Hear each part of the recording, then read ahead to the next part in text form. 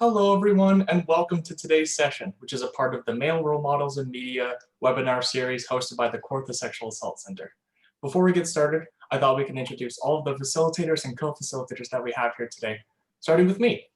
Hi, my name is Lucas Schaefer, and I'm the MENding Program Coordinator at the Kawartha Sexual Assault Center. Alicia, would you like to introduce yourself next?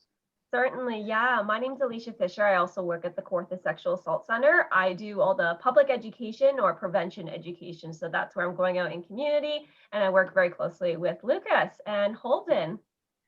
Hi, I'm a second-year biology student at Trent University. I'm a recent joiner of the KSAC team, so I'm looking forward to growing with the crew. Awesome. Thank you so much, Holden. And with that, let's get started. Today's session is going to be geared towards grades 4 to 6. So yeah, let's get started into the content. Let's go over what we're going to be talking about today. So first off, we're going to be describing who we are at the Kawartha Sexual Assault Center and what we do, some programs that we provide. Then we're going to talk about who and what are male role models and talk about who are some of the very popular male role models that we see in media. Then we're going to be talking about, those role models that we see in media, how many followers and subscribers they have, and what that means to us. And then we're going to ask ourselves, what is our relationship between these men? Really talking about what it looks like and how it feels to be in a relationship and to be a follower or subscriber to these guys. And then we're going to wrap it up by asking ourselves, what can we do to make sure we're engaging with media in a healthy way?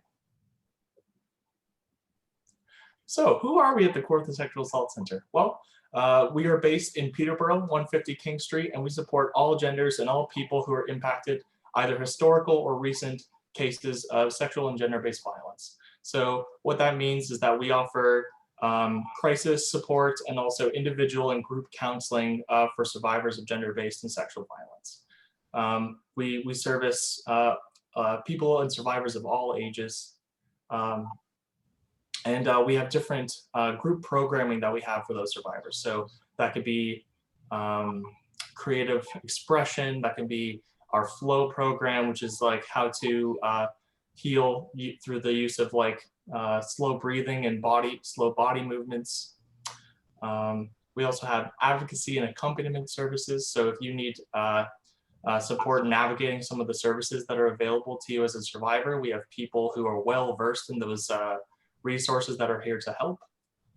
And then on the other side of things, we have, like Alicia was talking about before, we have the public education and prevention education side of things. So that, just like what you're participating in today, is us going out into the community and talking about different ways that we can prevent gender-based and sexual violence, right? So that's going to be stuff like talking about what a man is, talking about what healthy masculinity looks like, talking about what bystander intervention is, how to be an active intervener, talking about what consent is, and a part of that is the MENding Program at the Kawartha Sexual Assault Center. And the MENding Program is a male ally leadership program for men wanting to engage in ending gender-based violence. And how we do that in the program is we get together and we talk about what gender-based violence is, what consent is, what it means to be a man, and how to be a good active bystander and use that knowledge well in our everyday lives.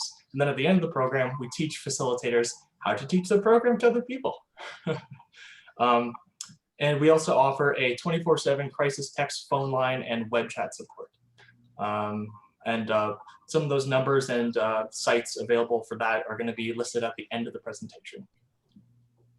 And part of the MENding program also includes talking to various OHL teams, which is super fun. Anyway. Thank you so much, Alicia.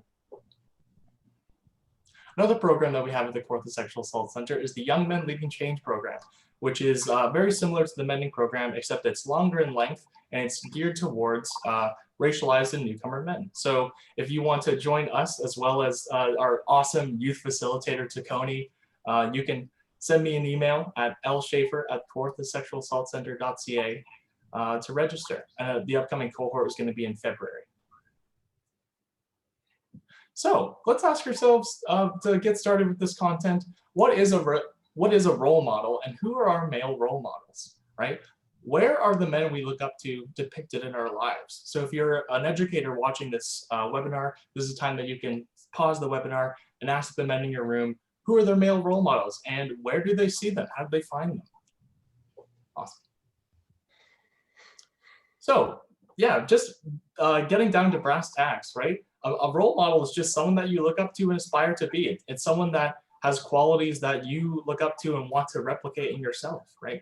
I can remember when I was growing up, I really wanted to be funny. I wanted people to be able to laugh at me. So the people that I look up to were folks like Jim Carrey. You might recognize him from lots of different movies and comedy skits in his career, right? Holden, do you remember what male role models you were looking up to when you were growing up? Yeah, I think from the sports side of my life, I definitely wanted to be like Sidney Crosby, who is a very successful hockey player. He's well known for his leadership skills, and he's one of the best at what he does. So I think that that was a person that I was definitely attracted to and tried to form myself after. Totally. Yeah. Thanks for sharing, Holden. And what's awesome about like the just like the places that we can see and find our male role models is find our male role models is that there's so many places that we can find our male role models, right? Like Holden, what you were talking about is that you're able to see your hero in sports culture, right? And like, were you able to watch some of the games that Sidney Crosby was playing in? Like, how did you learn and find out about Sidney Crosby? Yeah, absolutely. It was definitely on TV, social media. Like even I went to Tim Hortons, he had his face on the calendar, right? So he was pretty much everywhere in that side of things, and I think that he just had all the right qualities, and he was humble. So I think that that's why and how I found him. Awesome. Thank you so much, Holden. Sometimes when we think about male role models, we think about like that they can only be people that we know, right? And like that can absolutely be the case. Like we can look up to our dads and our uncles and our grandfathers and sometimes our friends and be like, you're an awesome male role model and I want to be like you. But for especially like in a time where we are like consuming a lot of digital media, we're going to see images of men that are going to inspire us to be great leaders and great men as well. So let's go to the next slide and see like just a plethora of different ways that we can learn about these men, right? We can see them in video games, right? Maybe your male role model is a video game character, right? Maybe they're not necessarily a real person, right? Maybe you're seeing them over TikTok and Instagram and stuff like that. You're going through and they're like, wow, this guy's super cool and he's really funny. He makes funny skits, right? Maybe your male role model's on YouTube, right? Maybe your male role model is an actor, a movie, or in movies that you watch, right? Are there any other ways that we think we can see different male role models?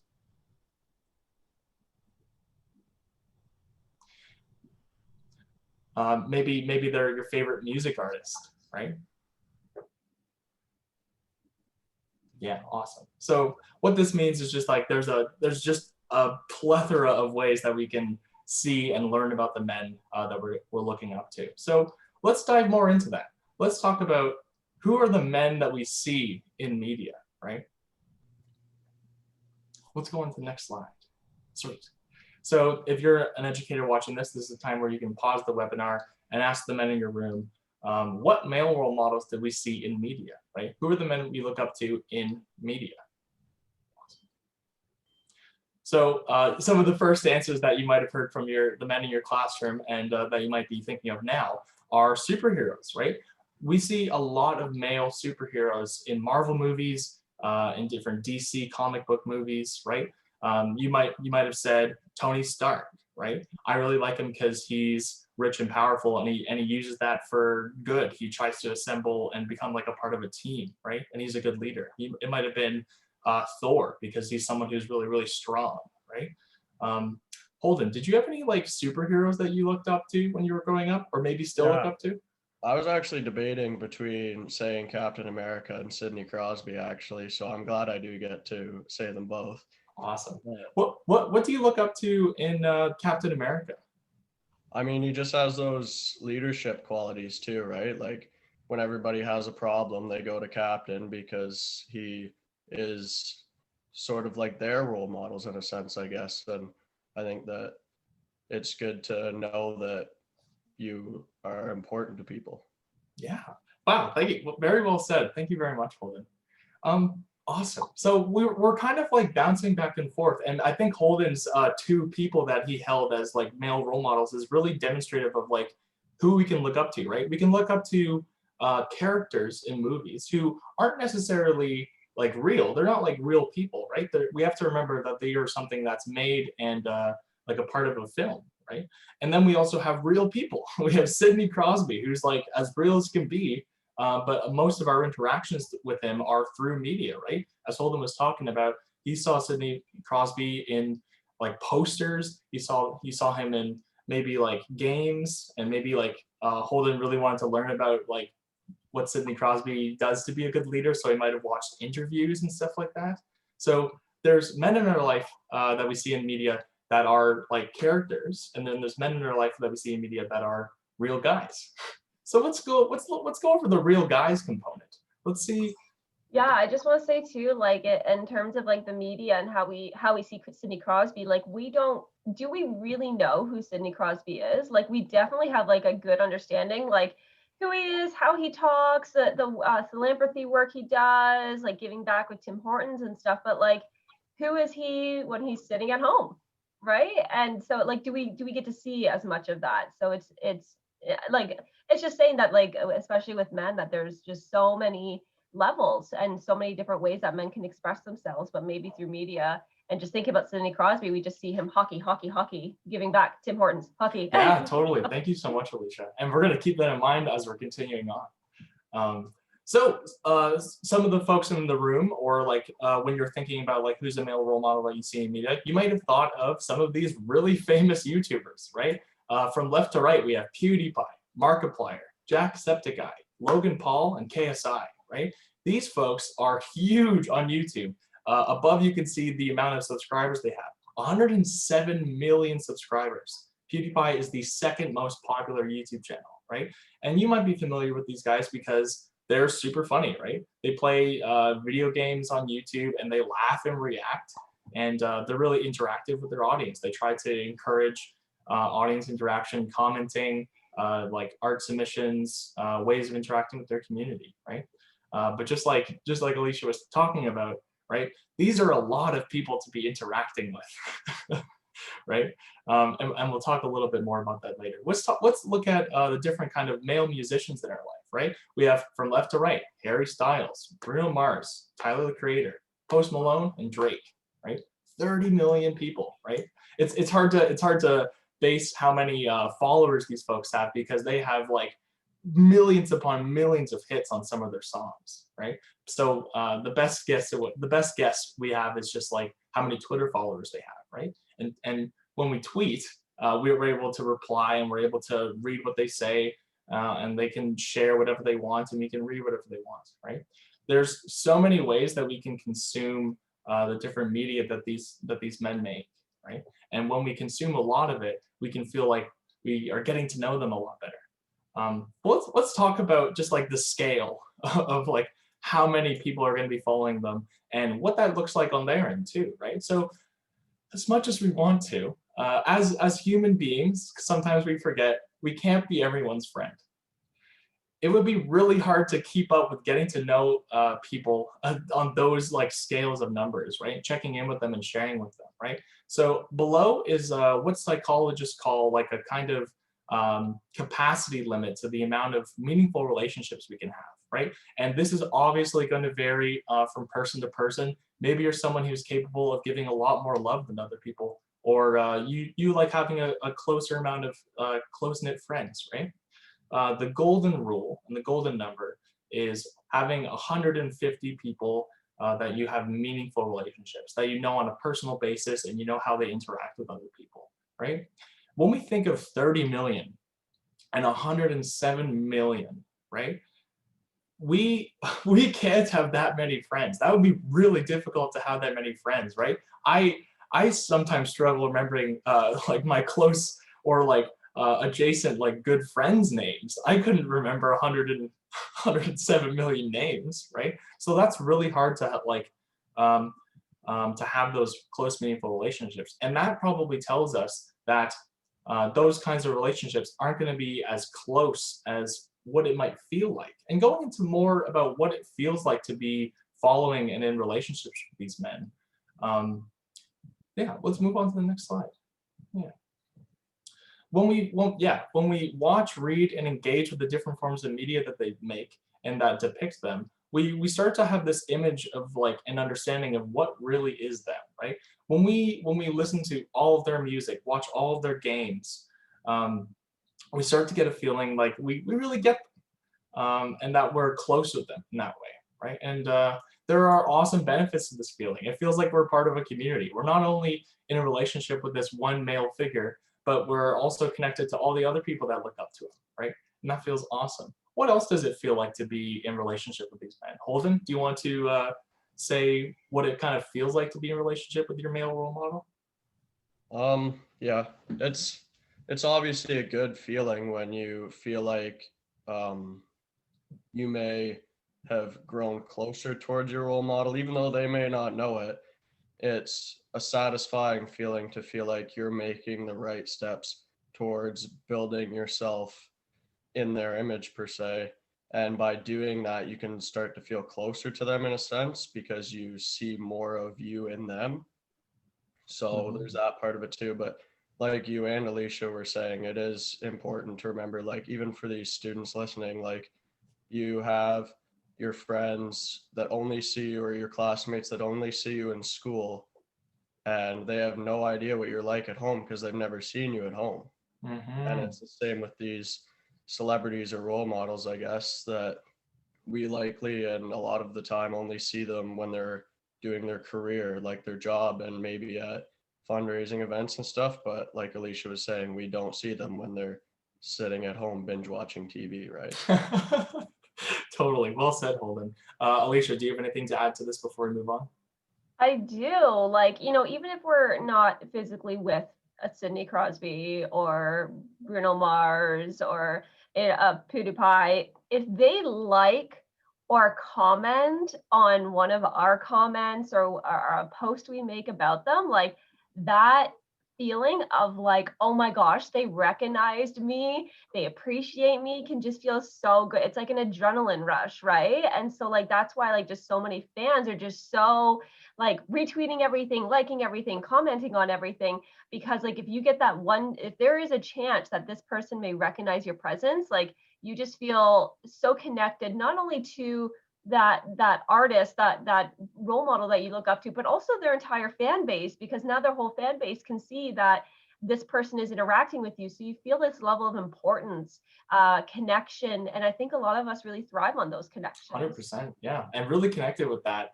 We're going to be talking about like what that kind of like looks like, right? I think Alicia did a really great job of like painting this picture of like what that kind of looks like, right? And while it feels like we're getting to know someone, right? And like how Holden was talking about, thinking that and getting this idea that we get to know like the real them. This kind of relationship with a content creator is ultimately one-sided. And it's really tough to say that because it's understanding that the content creator doesn't know you a lot of the time and really like can't get to know you on a personal level. And like while Alicia was kind of like what Alicia was saying, while we can comment and send messages and share their content, and even in some cases, the rare cases that we get an awesome interaction with them, they're still going to be one-sided, right? Because it's on this very surface level, right? But it can feel a lot different than the way it looks, right? And something that Holden was touching on in the previous one is that the person that they portray, or the person that's portrayed in all of these images, is something that they have they kind of like have made this image for you to see, and they've made this image that they want to share. They have complete they have a lot more control than we usually have in regular personal relationships, right? You don't see Sidney Crosby binging TV on the couch, right? You see Sidney Crosby who's doing charity events and making awesome goals and stuff like that. And in my case, I see Jim Carrey when he's like being really funny and he's in movies and stuff like that, right? Do we have any other things to say about how this relationship looks like in comparison to how it feels? Maybe Holden, you'd like to go first? Yeah, like again, from like the sports side of it, you go to games and you even see it on TV if you're watching a hockey game. Like you see players giving kids pucks through the glass and over the glass and stuff. And the feeling of like, wow, like I matter is overwhelming. Um, but at the same time, it's important to remember that like there is other kids that are getting pucks and stuff. And it's important to cherish those moments and build off them. But it's also to remember to that they're people too, right? Like they're just as human as you and me. They've got a heartbeat, two arms, two legs. So it's good to find the qualities that you admire and build yourself off those. That's awesome, Holden. Thank you so much. Alicia, do you want to say anything before we move on? Sweet. Let's move on then. Yeah, so now we're going to be talking about like less about like the wonderful ways that it makes us feel and like what it kind of like looks like to be in these relationships. And we're going to be talking about like what it kind of looks like when these kind of relationships start to go sour or when they become unhealthy, right? When we're engaging in these one-sided relationships where we are extending so much emotional energy, interest, and time, consuming like lots of the media that they produce, watching all their movies, watching all their things. The really frustrating point about this is that if we construe this as like a really close friendship, is that the persona or like the content creator is completely unaware of the other's existence a lot of the time, right? And what we can start to do when we like watch a lot of this content is that we can start comparing ourselves to these men, right? I can start comparing myself to Jim Carrey and going, okay, I'm not quite in line here, right? Something's wrong with me. I need to fix it. Right? I want to be just like him, right? If I start having relationships like these and wanting to be closer to like the male role models in my life because it's a lot easier, right? I don't have to worry about the kind of give and take that happens in regular personal relationships because that is really anxiety producing, right? But disconnecting from the in-person relationships in your lives can often lead to more harm than good, right? Just because something's easier doesn't mean it's always better for you. What else are people thinking that like what else, how else can these relationships turn sour or become unhealthy? Holden, do you have something to say to this? Yeah, I can add a little quick thing that it can be disappointing, I guess, if you don't get the relationship you were looking for. Like if you don't get a puck and the guy beside you does, you can feel like you aren't appreciated. And it's important to know the difference between being somebody and being like them. And it's important to find the qualities that are right. And it's important to know that these people can also be wrong. Like they're not perfect, they're human.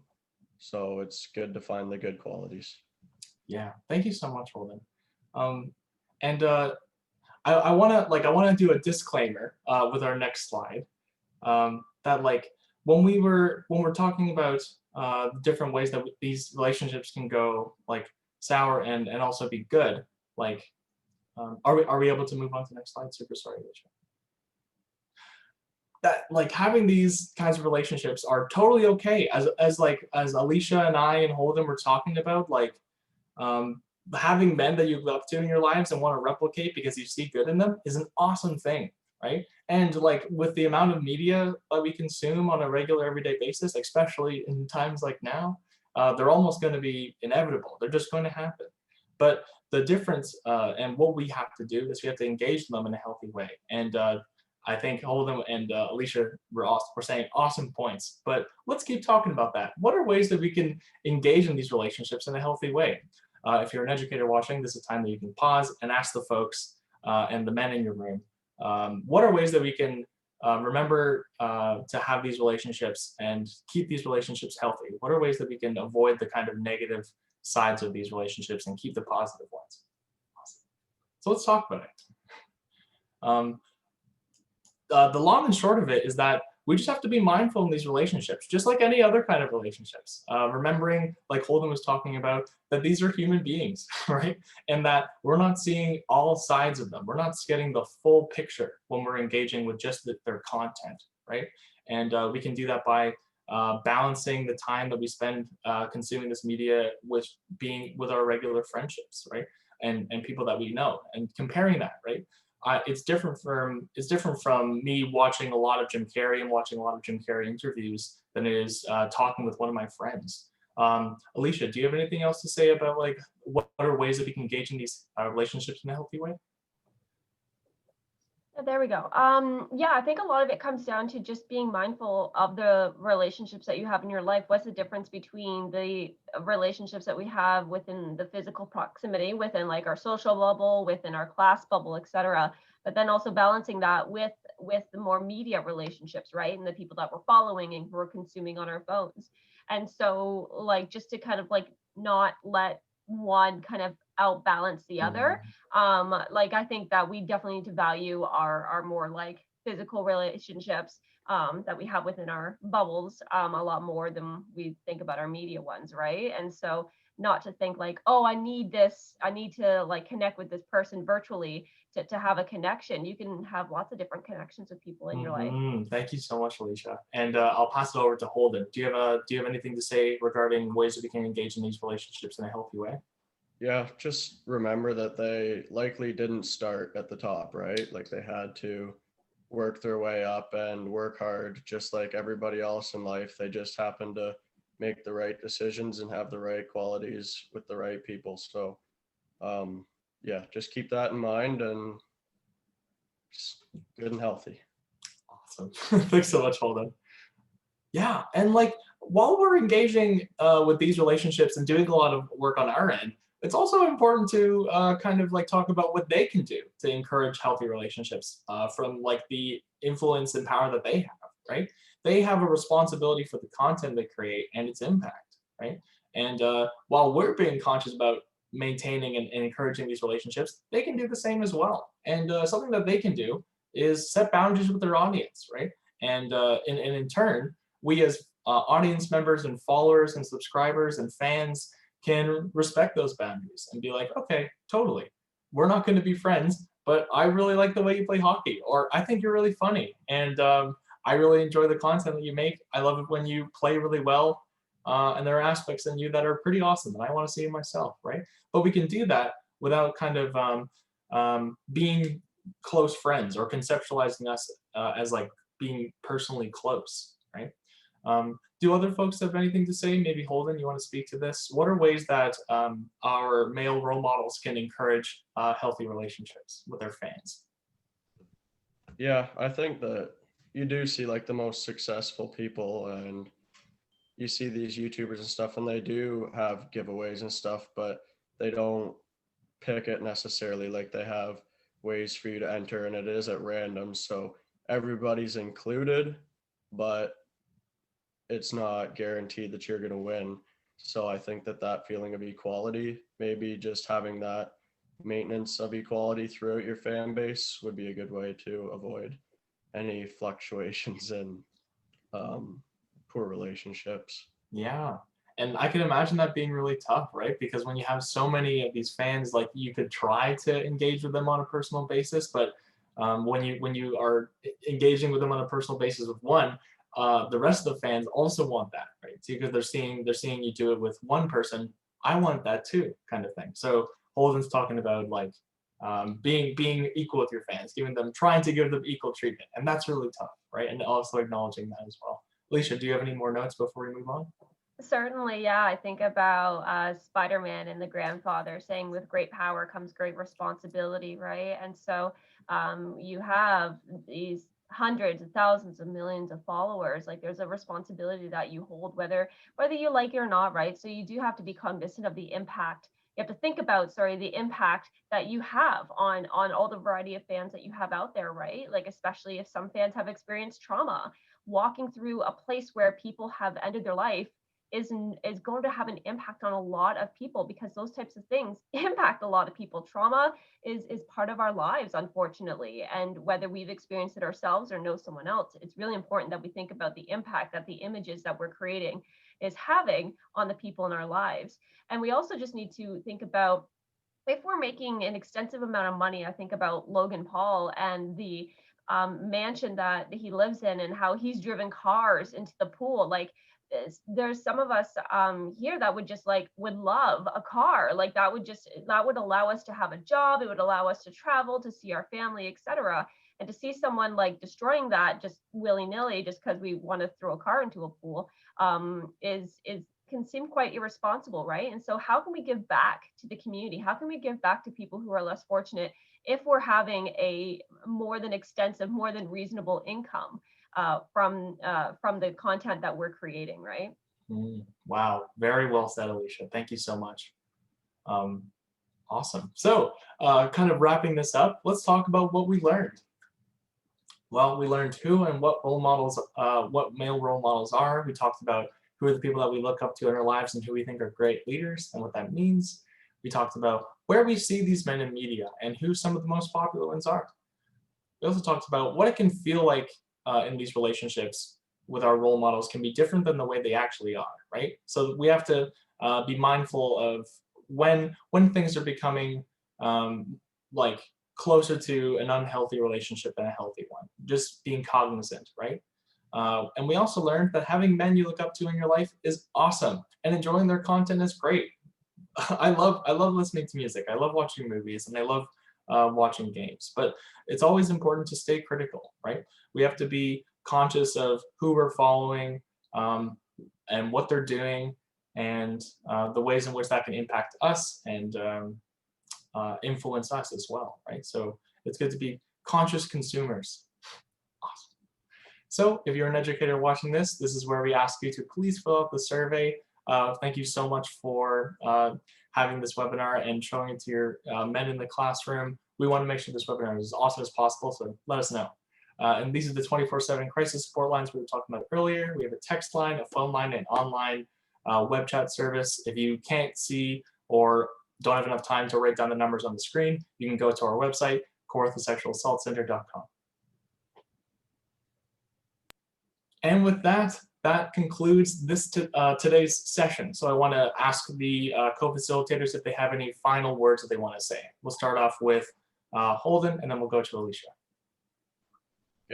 Just remember that it's good to have role models. It's encouraged to have role models. There's nothing wrong with it, but it's important to also be yourself and stay true to yourself while incorporating and knowing the qualities that you look up to and being able to put those into your life rather than the person themselves.